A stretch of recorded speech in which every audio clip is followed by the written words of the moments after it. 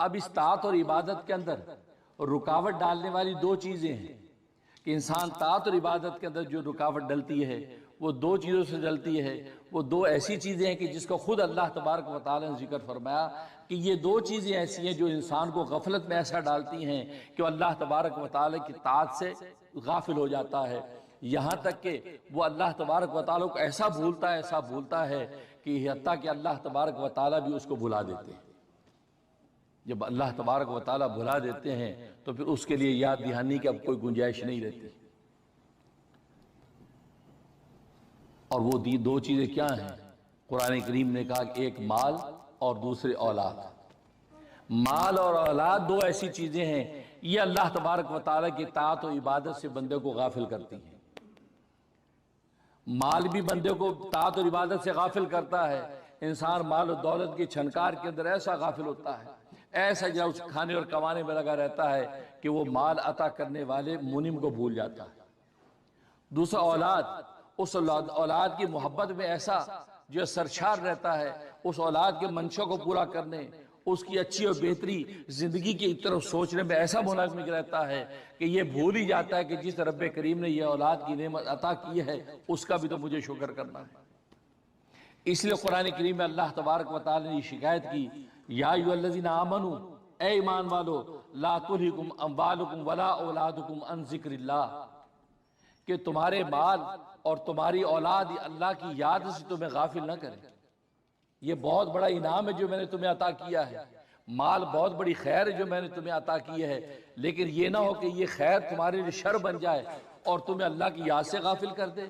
مال تو تمہیں میں نے اس لیے دیا تھا تم اس مال کے سورس کو استعمال کر کے اللہ کی یاد میں اور منہمک ہو جاؤ، لیکن تمہاری حالت یہ ہے کہ تم مال کے اندر ایسے پھنس گئے جیسے مکھی شہد کے اندر پھنستی ہے، یہاں تک وہ شہد کے اندر پھنسی وہیں ہلاک ہو جاتی ہے، اس سے نکل نہیں پاتی. تم بھی اس مال کی لذت کے اندر ایسے پھنستے چلے گئے یہاں تک کہ مکھی کی طرح تم ہلاکت تک پہنچ گئے. اس لیے فرمایا کہ مال تمہیں غافل نہ کرے، اور ولا اولادکم، اور تمہاری اولاد غافل نہ کرے. اب غافل کیوں کرے گی؟ غفلت کی دو وجہ ہیں. مال سے جو غفلت پیدا ہوتی ہے عقلی غفلت پیدا ہوتی ہے، کیونکہ مال کے ساتھ جو محبت انسان کی عقلی محبت ہے اور اولاد کے ساتھ جو محبت انسان کی طبعی محبت ہے. مال عقلی طور پہ انسان کا مرغوب ہے، انسان سوچتا ہے مال ہوگا تو اچھا کھائیں گے،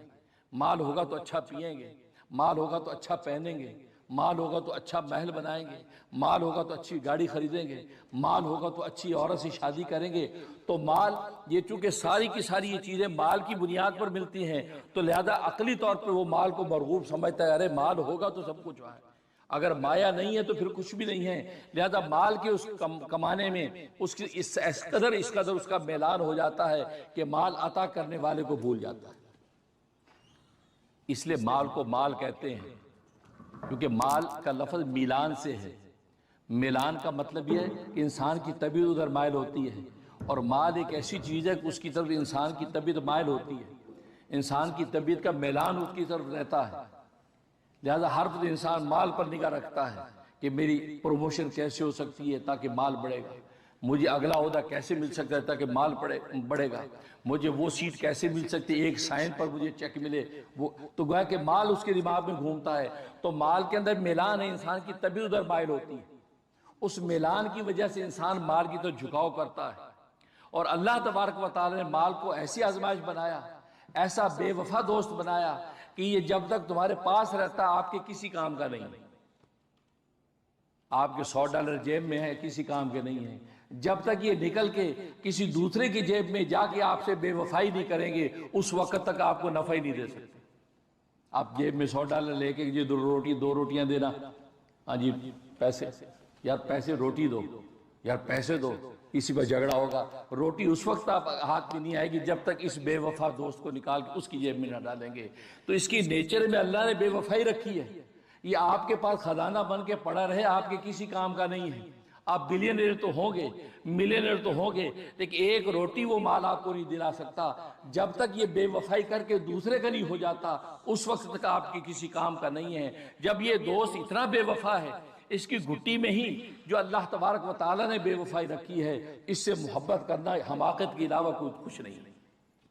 आमक होगा जो इससे मोहब्बत करेगा। हाँ, ज़रूरत का ताल्लुक अगर रखेगा तो ये कामयाब हो जाएगा। जहाँ ज़रूरत होगी खुल के माल खर्च करेगा, जहाँ ज़रूरत नहीं वहाँ माल को होल्ड करेगा। बस ज़रूरत का ताल्लुक इसके कायम रहेगा तो अल्लाह तबारक व तआला इस माल को आपके लिए ऐसा नाफे बनाएंगे, इस माल के ज़रिए से दुनिया में बैठ के आप जन्नत को खरीद लेंगे। अच्छा, साहबा ने इस माल से जन्नत खरीदी नहीं, माल लुटाया, जन्नतों के फैसले कर दिए। उस्मान गनी रजी अल्लाह तआला माल लुटाया, नबी ने दुनिया में जन्नत की बशारत दे दी। तो माल काम की ऐसी चीज़ है कि अगर आपने उसको सही जगह लुटा दिया तो आपको दुनिया में जन्नत के फैसले करा देगा। लेकिन अगर आपने उसको होल्ड किए रखा, खर्च ना किया, बुखल और कंजूसी की वजह से अपने सीने से लगाए रखा, नहीं मैं माल खर्च नहीं करूँगा, तो फिर ये माल आपके किसी काम नहीं। यहाँ तक कि इस माल के अंदर मक्खी जैसे शहद में हलाक हो जाती है, ऐसे इंसान माल में हलाक हो जाता है। तो माल से गफलत पैदा होती है अकली तौर पर, और औलाद के साथ जो मोहब्बत है वो तभी है। इंसान अकली तौर पर अपनी औलाद को जितना भी इबा करे कि नहीं ये औलाद गंदी है, ये नाफरमान है, मुझे उससे कोई ताल्लुक नहीं रखना, लेकिन अंदर का जो खूनी रिश्ता वो फिर औलाद की तरफ उसको मुतवज्जे करेगा। कितने वाक़यात है, बापों ने बच्चों को घर से निकाल दिया, माँ ने ठोकर मार दी, लेकिन बाद में दिल तड़प रहा है कि मेरी बेटी, हाय मेरा बेटा, हाय मेरा बच्चा। क्यों? वो खूनी रिश्ता है। तो तभी मिलान जो औलाद के साथ है, ये तभी मिलान इंसान को गाफिल कर देता है। इंसान इतना उसकी तरफ मायल हो जाता है कि वो देखता ही नहीं कि तबीयत तो ये कहती है लेकिन शरीयत क्या कहती है। बस ये तकाबुल आता है तो वो तबीयत पर जो वो शरीयत को गालिब नहीं करता, बल्कि शरीयत पर तबीयत को गालिब करके वो अपनी औलाद के लिए वो कर देता है कि जो अल्लाह तबारक व तआला की शरीयत उसकी इजाज़त नहीं देती, यहाँ तक दुनिया में उसके लिए हलाकत का फैसला हो जाता है। तो गोया कि ये दो चीज़ें हैं जो अल्लाह की ताअत और इबादत से रोकती हैं। एक माल वो अपने अक्ली मैलान की वजह से, और दूसरी औलाद अपनी तबी मैलान की वजह से वो अल्लाह तबारक व तआला की ताअत से रोकती है। जानते हैं कि किस्तवार हमने ये सिलसिला शुरू कर रखा है कि जिसमें औलिया अल्लाह की सिफात व अखलाक बतलाते हैं, और अब तक तकरीबन 45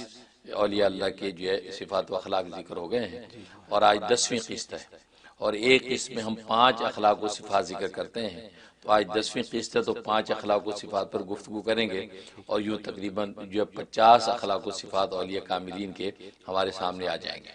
और ज़ाहिर है कि हमारे लिए बड़ी मशअल राह है। जहाँ तक औलिया अल्लाह के अखलाक व सिफात में से एक सिफत ये है कि ये जो है औलिया कामिलीन जो है वो रिक़त क़ल्ब और गिरिया बुका जो है इन पर तारी रहता है। यानी रकील क़ल्ब होते हैं और आह बुका अल्लाह तबारक व तआला के लिए बहुत करते हैं, और ये इसलिए करते हैं कि अल्लाह तबारक व तआला के सामने पेश होने से डरते हैं, और इन पर यह खौफ तारी रहता है कि जो हमने इबादत किए हैं और जो दुनिया के अंदर जो अश्याल व अज़कार किए हैं, पता नहीं अल्लाह तबारक व तआला के यहाँ क्या कीमत लगे, और कर अल्लाह के सामने जब पेश हों तो पता नहीं किस हाल में पेशी हो, कि अल्लाह हमसे राज़ी है या नाराज़ है। बस ये तसव्वुर बांधते हैं और वो रोने लगते हैं। इस कदर रोते हैं कि शब रोज़ रोने में गुजर जाती है, दिल इनके नरम हो जाते हैं और आंखों से आंसू जारी होते हैं, वह कि दिल फुगार होता है और आंखें अशकबार होती हैं। चुनांचे हज़रत उमर फारूक रज़ी अल्लाह तआला अन्हु के बारे में आता है कि वो इतना रोते थे कि उनके जो गालों के ऊपर 2 सियाह लकीरें बन गई थी, मुसलसल आंसू बहने की वजह से वह कि सियाह लकीरें जो है वो गालों पे बन गई। और आबे आदविया ये अल्लाह तबारक व तआला की बड़ी नेक बंदी और वलिया गुजरी हैं, वो इस कदर रोती थी और रो रो के अपने आंसू जो है वो साइड पे झाड़ती थी कि वो जगह इतनी गीली हो जाती कि कोई नया आने वाला देखता तो ऐसे लगता कि किसी ने यहाँ वुजू किया है, इतना रोना। और ज़ाहिर का हदीस में आता है कि अगर खौफ खुदा से कोई शख्स रोया और एक आंसू जो मक्खी के सर के बराबर हो उसकी आंख से अगर टपक जाए तो अल्लाह तबारक व तआला उसकी उस आंसू से उसकी जहन्नुम को बुझा देते हैं। और यहाँ इन औलिया कामिलीन की हालत यह है कि इस कदर गिरिया तारी है कि वो अल्लाह तबारक व तआला की याद में और अपनी ज़ात को देख कर जो रोते हैं। तो ये इनका एक खास वसफ है कि औलिया कामिलीन का दिल नरम हो जाता है और आंखें इनकी अश्कबार रहती हैं और हर वक्त अल्लाह तबारक व तआला की याद में रोते हैं। ये इनका एक वसफ। और दूसरा इनका वसफ ये कि मुहासबा नफ्स करते हैं, अपने नफ्स के मुहासबे में रहते हैं। किसी दूसरे पर जो है वो तनकीद करने के बजाय, किसी दूसरे पर ऐब और नक्स की उंगली उठाने के बजाय अपने नफ्स को देखते हैं, अपने नफ्स के मुहासबे में मुब्तला रहते हैं। यहाँ तक कि वो ये देखते हैं कि गुनाहों में हंसना तो दूर की बात है, खुद अपनी ताअत के अंदर कोताही का तसव्वुर करके जो है वो अपने जो अल्लाह के सामने शर्मिंदा रहते हैं। یعنی عام آدمی تو گناہوں کی حالت میں بھی ہنستا بستا نظر آتا ہے، اور یہ طاعت کی حالت میں بھی یہ ان کے اوپر فکر تاری رہتی کہ پتہ نہیں اللہ تبارک و تعالیٰ کی ہماری عبادت کی کیا قیمت لگی ہے۔ تو اپنے نفس کے محاسبے کے اندر مبتلا رہتے ہیں، لہذا محاسبہ نفس جو ہے ان کو شب و روز جو کروٹ لینے نہیں دیتا۔ کوئی اقوال ہوں، افعال ہوں، احوال ہوں، اعمال ہوں، کسی بھی جو عمل و قول کے ظاہر کرنے سے پہلے اپنے نفس کا محاسبہ کرتے ہیں، اور اپنے نفس کو اس قابل نہیں پاتے کہ میں یہ بات کہوں، اس قابل نہیں پاتے کہ میں یہ قدم بڑھاؤں، بلکہ اپنے آپ کو کمتر سے کمتر سمجھتے چلے جاتے ہیں۔ لہٰذا اس محاسبہ نفس کے نتیجے میں وہ اسی فکر میں رہتے ہیں کہ کل کو اللہ تبارک و تعالیٰ کی پتہ نہیں کیا قیمت لگے گی، اور اپنے ایک ایک قول کی شب و روز جو ہے وہ اس کو پڑتال کرتے رہتے ہیں کہ یہ میں نے جو کام کیا اللہ اور اللہ کے رسول کے منشا کے مطابق تھا کہ نہیں۔ سونے سے پہلے اپنے پورے نفس کا محاسبہ کر کے سوتے ہیں تاکہ پتہ چلے کہ دن بھر کے اندر کیا کوتاہیاں ہوئیں، کیا غفلت ہوئیں، اور اللہ تبارک و تعالیٰ کے سامنے ہم کیا امید رکھیں۔ تو یہ محاسبہ نفس جو ہے یہ اس سے کبھی غافل نہیں ہوتے۔ اور تیسرا اس کے اندر یہ وصف یہ ہے کہ یہ طول عمل کو ترک کر دیتے ہیں، لمبی لمبی امیدیں نہیں باندھتے، یہاں تک کہ یہ اپنے ذاتی بڑے بڑے مکان نہیں بناتے، کیونکہ یہ سوچتے کہ ہمیں اگلے سانس کی بھی توقع نہیں ہے کہ اگلا سانس بھی آئے گا یا نہیں، یا جو سانس ہم نے اندر کھینچا تھا وہ سانس باہر نکلے گا یا نہیں۔ یعنی اس قدر یہ اپنی جو آخرت کا تصور باندھے رکھتے ہیں کہ وہ یہ کہتے ہیں کہ بس یہ کچا پکا گھر کوٹھا ہو جس پہ سر ڈھانپ لے انسان، اور خارجی جو انسان قدرتی آفات سے محفوظ رہے، اور بس اللہ تبارک و تعالیٰ کی بات میں لگا رہے۔ لہذا یہ تصور باندھ کے یہ طول عمل سے اعتراض کرتے ہیں کہ لمبی لمبی امیدیں نہیں باندھتے، اور یہ سوچتے ہیں کہ پتہ نہیں کب بلاوا آ جائے۔ یہاں تک کہ جب گفتگو کر رہے ہوتے ہیں ان کو یہ توقع نہیں ہوتی کہ یہ گفتگو سے میں فارغ ہوں گا، اور فارغ ہو کر جب مجھے اللہ کی عبادت کا بھی موقع ملے گا یا کسی مخلوق کی خدمت کا بھی موقع ملے گا یا نہیں، اور اس گفتگو کے دوران ہی اللہ تبارک و تعالیٰ کا بلاوا آ جائے۔ تو یہ تصور باندھ کے رکھتے ہیں جس کی وجہ سے طول عمل سے اعتراض کرتے ہیں، لمبی لمبی امیدیں نہیں باندھتے۔ یہ وجہ ہے کہ گھر مکان نہیں بناتے، بلکہ جیسا بھی کچا کوٹھا مل گیا، جیسی ان کو جھونپڑا مل گیا، کم سے کم جیسا اسباب دنیا لے کے چلتے ہیں تاکہ ان کی نظر آخرت پر ہوتی ہے، کیونکہ یہ دنیا تو کٹ جانی ہے، یہ ان کی کیفیت ہوتی ہے، کیونکہ طول عمل سے اعتراض کرتے ہیں۔ اور چوتھا مطلب یہ ہے کہ اللہ کی مخلوق پر شفقت کرتے ہیں،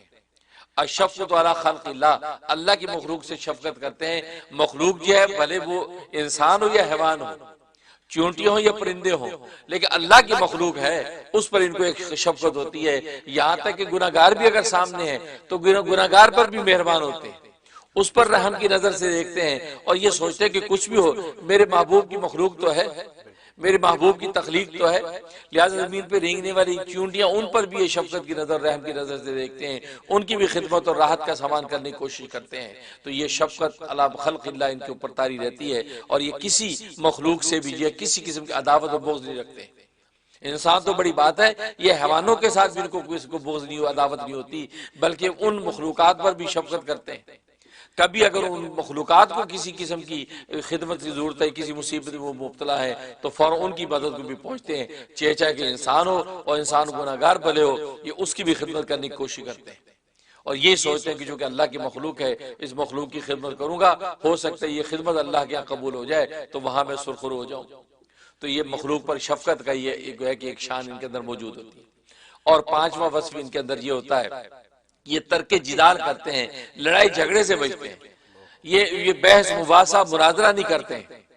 اگر ایک بات کہنی ہے وہ ایک نصیحت کے طور پر سامنے والے کو کہہ دی، اس میں بھی یہ تصور کرتے ہیں کہ یہ جو بات میں کہہ رہا ہوں اس آواز میں میرے کان اس کے کانوں سے زیادہ قریب ہیں، کیونکہ میں زیادہ مستحق ہوں اس نصیحت کا جو میں دوسرے کو کر رہا ہوں، اور دوسرے کو اس نیت سے نصیحت کرتے ہیں کہ سبق کو سنا رہے ہیں، جیسے شاگرد استاد کو سبق سناتا ہے، حالانکہ اس کو پڑھاتا نہیں بلکہ سناتا ہے، بالکل ان کا تصور یہ ہوتا ہے کہ میں سامنے والے کو نصیحت سنا رہا ہوں اور حقیقت میں اپنا سبق یاد کر رہا ہوں۔ یعنی یہ سامنے والے کو کمتر نہیں سمجھتے، اور اگر سامنے والا وہ جدال اور جھگڑے کی کوشش کرے، جی کہاں سے آپ نے کہہ دیا، یہ کیسے کہہ دیا، تو اس سے بحث نہیں کرتے، جی ٹھیک ہے آپ نے بجا فرمایا، جو آپ کہہ رہے ہیں بہت اچھا، اپنا راستہ ناپتے، جھگڑا نہیں کرتے، اس سے بحث مباحثہ نہیں کرتے، دلائل کی بحث نہیں کرتے۔ یہ ان صوفیہ کرام کا خاص وصف ہوتا ہے، ان اولیاء کاملین کی خاص شان ہوتی ہے کہ اس سے جھگڑا نہیں کرتے۔ یہاں تک اگر کوئی شخص یہ کہتا ہے یار یہ کتب ابدال کا وجود کہاں سے آ گیا، یہ کون کتب ہوتے ہیں، کون ابدال ہوتے ہیں، یہ کہاں سے ثابت ہے، کہا جی ٹھیک ہے آپ جو کہتے ہیں جی بس شکریہ، ہم تو نہیں مانتے کہ جی ٹھیک بہت اچھا آپ کی مرضی، میں نے جو کہنا تھا کہہ دیا۔ تو یہاں تک جو ہے یہ اپنے تصوف سلوک کے حوالے سے بحث و مباحثے کے اندر نہیں پڑتے، بلکہ سامنے والے کو نصیحت کر کے اپنا راستہ ناپتے ہیں اور اس کے ساتھ الجھتے نہیں۔ تو ترک جدال کرنا، جھگڑے سے بچنا، یہ ان کا خاص وصف ہوتا ہے، بس نصیحت سچے دل سے کر کے یہ اپنی منزل کو چلے جاتے ہیں۔ اس انداز سے جو ہے دعوت حق کو پھیلاتے رہتے ہیں، کسی کے دل کے اندر بات اتر گئی تو اس کو بھی منزل مل گئی اور اس راہ مستقیم پہ آ جاتا ہے، اور جس کو نہیں ملی تو وہ محروم رہتا ہے، وہ اس کا بوجھ اسی کے گردن پہ رہتا ہے، یہ اپنے ذمے سے بری ہو جاتے ہیں۔ بہت انٹرسٹنگ حضرت، بہت دلچسپ۔ اس سے تو حضرت یہ سوال ذہن میں آنے لگا کہ اولیاء اللہ یہ تو سارے پیر کامل ہو چکے ہوتے ہیں، تو حضرت ان پر تو اللہ کی خاص محبت کی تجلی بھی پڑ چکی ہوتی ہے، اللہ کے خاص مقرب بن چکے ہوتے ہیں، تو اس کے بعد پھر ان کو تو مطمئن ہو جانا چاہیے، پھر یہ کیوں اتنی احتیاط والی زندگی گزار رہے ہوتے ہیں؟ بڑا اچھا سوال اٹھایا آپ نے۔ اصل میں بات یہ ہے کہ اطمینان، دنیا اطمینان کی جگہ ہی نہیں، اچھا، دنیا بے چینی کا نام ہی دنیا ہے، اللہ، یہ اطمینان کی جگہ نہیں، اطمینان کی جگہ جنت ہے اور بے چینی کی جگہ جہنم ہے۔ دنیا میں نہ کامل اطمینان ہے نہ کامل بے اطمینانی ہے، بلکہ دونوں چیزیں ہیں۔ اس لیے وہ دونوں تمام چیز کی کیفیت ان کے اوپر رہتی ہیں کہ دل کے اندر ان کی اطمینان رہتا ہے